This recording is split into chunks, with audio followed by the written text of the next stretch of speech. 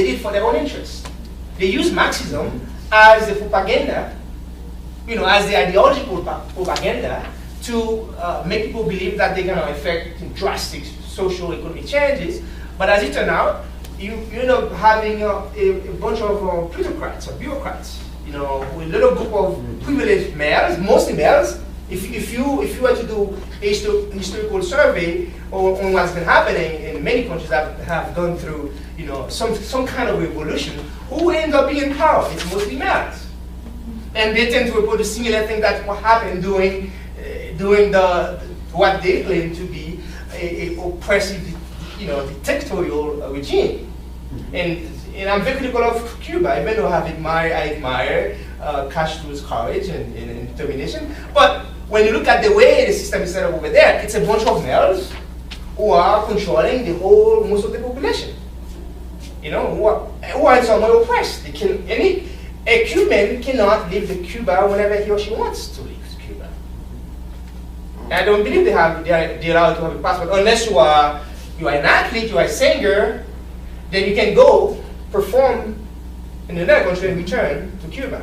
But the average... Don't they have the highest literacy rate in the world? They do, but I'm going to talk about... I'll begin with my criticism, but I'm going to talk about all the good things that Cuba has done. So these are the things I would not want to see happening in my native land, Haiti. I mean, people should be allowed to leave their country whenever they want, to visit other countries. Why would I be prohibited from doing that? Because a group of guys tell me not to. See? Hamid? Oh, just want to mention these movements are not made with rose water. Exactly. So, in any case, so you have the capitalism, and Karl Marx claims that this is a system that is full of contradiction, a system that is based on exploiting others, the system can only survive by exploiting people, by maximizing the profits at the expense of people's labor, right? And that system eventually will collapse because all the contradictions gonna lead to some kind of social tension among people. Where people become aware of what's happening to their daily lives as far as capitalism is concerned. They're gonna take actions, okay? Because they got the same contradictions that are inherent, and the system will lead to its destruction. But people thought Karl Marx's idea was a little bit abstract, utopian, because it's not just the contradictions that go into the system, it's people's action. It's not just the contradictions, I don't believe. This is why it's very structuralist. And that's my criticism of Karl Marx. He was very structuralist. You think that the system, he mainly focuses argument, he mainly uses argument to talk about the contradictions, the internal contradictions in capitalism. But he didn't seem to acknowledge other aspects of people's life besides their, agency. They have culture. There's culture involved. And Karl Marx did not talk much about that. And I do not believe the system is just going to lead to destruction because it's full of contradiction. I think it's people going to make that happen, right? So that's where Karl Marx and I, we disagree. But I do believe, yes, ultimately, when a system is full of contradictions, there's going to be some kind of explosion occur. It's happening here in the United States with the Wall Street movement, the 99 movement, and that's something that's been cooking for the last decades or more. It's been cooking. When you get to a point where people are being so exploited, they're gonna get to a point where they're gonna say, this is it. We cannot accept this anymore. We cannot take it anymore. And that's what has led to the movement, the Wall Street movement, the 99 movement, because people have become aware of the exploitation, the brutal exploitation coming from those bureaucrats who are maximizing the profits at the expense of people's labor. Yes. Yeah. I don't remember who said this, but the saying goes like this: wherever there is oppression, there is rebellion. So whether rebellion leads to the collapse of the capitalism. Yeah. Absolutely. Now, if I want to go back to the book, right? The school itself, the way it's set up, is very oppressive to poor students, particularly poor students of color. So these students we cannot underestimate them. They're paying attention, just like you guys are paying attention to what's being done in this class. They're paying attention when it's the same thing, the same pattern over and over and over and over. And that doesn't work for them. It's a pattern, it's a very oppressive pattern that doesn't work for them. Of course, they're going to resist. They're going to resist what they've been, what they were being a victim of. They're going to resist the system that has oppressed them. So the system itself led to their reaction. Had the system been just, equitable, they would have had a different reaction. You see, but because the system didn't work for them, it worked for the school district, maybe the school personnel, but not the students who were being oppressed. So they had to react to an action. There's always action is always leads to reaction. So you don't have a reaction if there's no action. The action, what was happening in the school, the way they were being treated, and they have to react to that action. It was a very, oppressive system, and that was very class-based. That was class-based and race, even gender-based and sex-based. You look at how the girls were made fun of by the boys. You see, the way they talk about the girls. So it was a very sexist, racist, classist system, school system. And the students felt that it was important for them to resist. Now, you don't want to just resist and resist. When you resist, you have to have a plan. You have to have a plan. If you keep on resisting, resistance doesn't lead to change. It's not automatic. If you resist, that doesn't lead to change. You have to have an action plan. If you have an action plan, then your resistance might lead to something. But if you keep resisting, complaining, resisting, although resisting is not necessarily complaining, I want to make it clear. It doesn't lead to an action. You have to have an action plan. You have to know exactly what you want to do. Okay, the system is not working for us. What needs to be done in order to make it work for everyone? Not for a group, for everyone. What needs to be done? Well, that needs to be well thought out. We cannot just, impulsively react to the action. So the reaction has to be well thought out, and you have to have a clear plan. What are you intending to do with your resistance? If you keep resisting, you don't go beyond your resistance, there is no change. There is no social change. Okay, so that's that. So now, going back to Marxism, there are a few concepts that we need to understand, and I think I may have done that over that in class a few weeks back. Is that, again, I talk about, you have like those three classes, Marx talk about what you call petit bourgeois. Petit bourgeois, right? Yeah. But there are two opposing classes. You have the upper class, and you have the proletarian class. All right? And in the middle, you have the petit bourgeois, what we call here middle class. Right? Middle class. All right. Now, to me, this is the most dangerous class. The middle class. We have a dangerous. If you identify yourself as a middle class, you belong to a dangerous class, type of class. And I'm going to explain what it is. The middle class tend to be, in the middle class, you tend to find a lot of conservative folks. Conservative. Of course, there is what we call class mobility, right? Class mobility.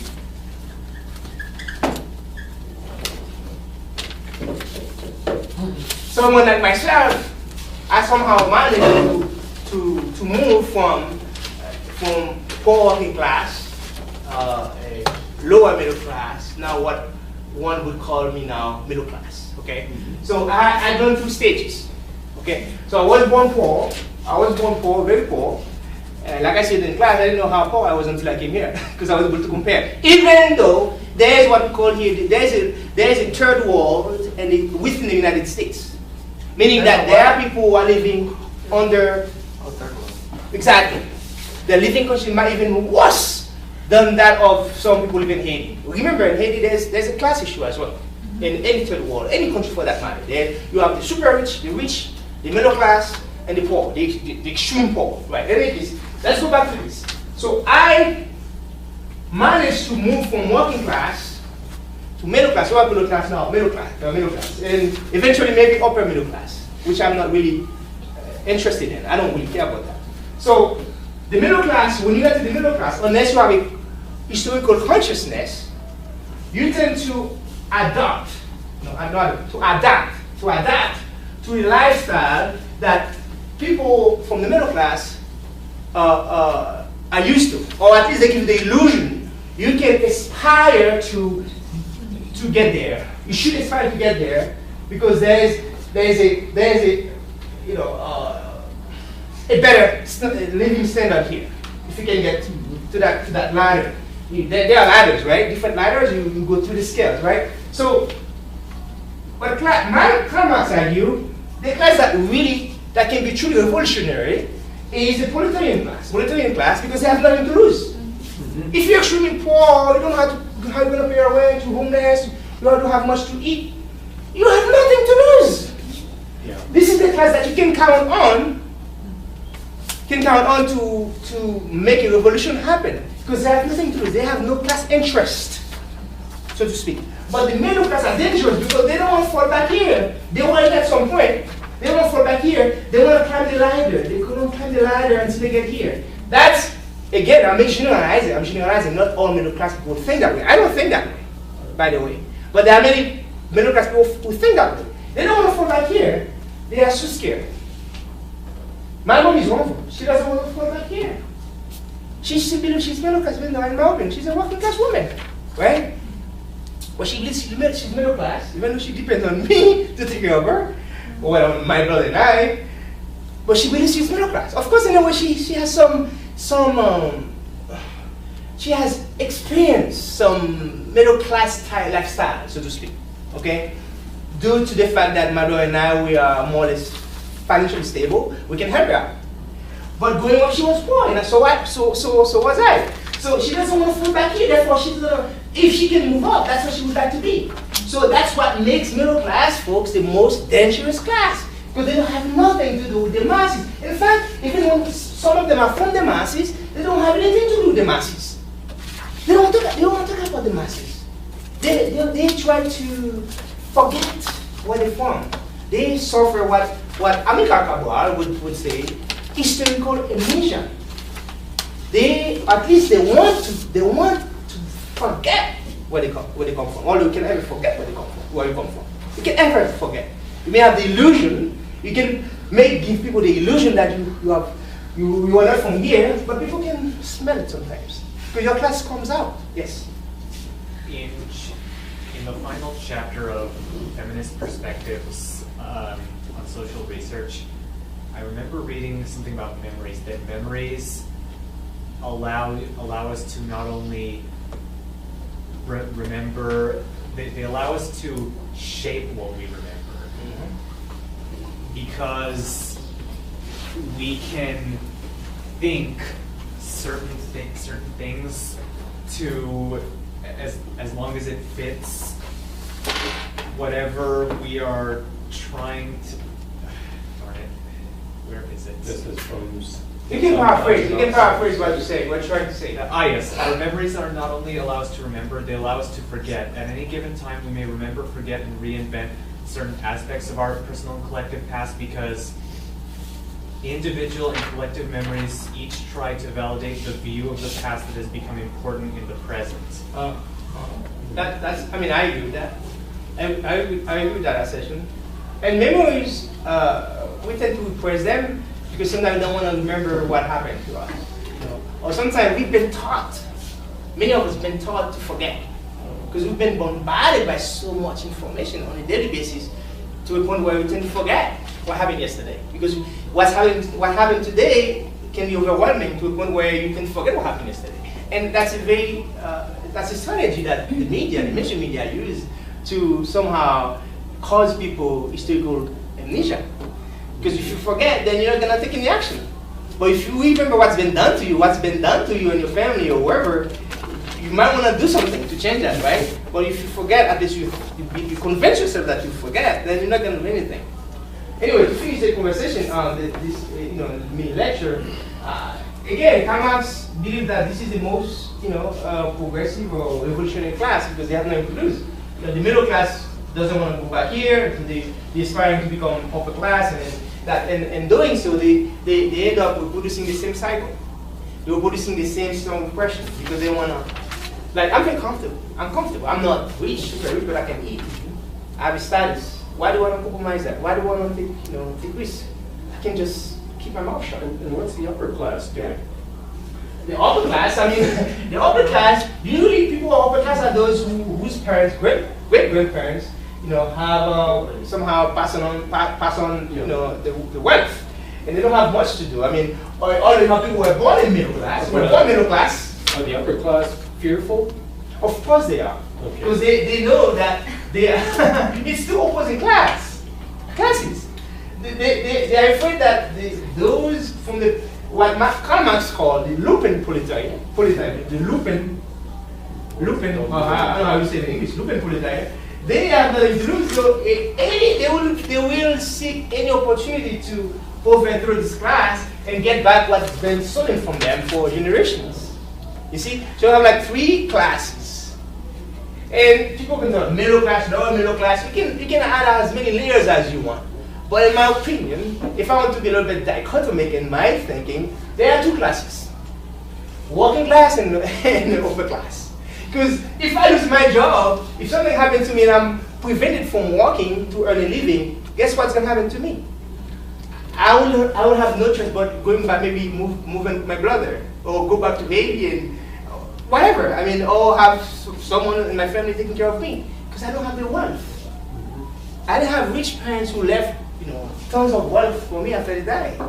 And I haven't been working for long enough to have a very, very, very solid saving.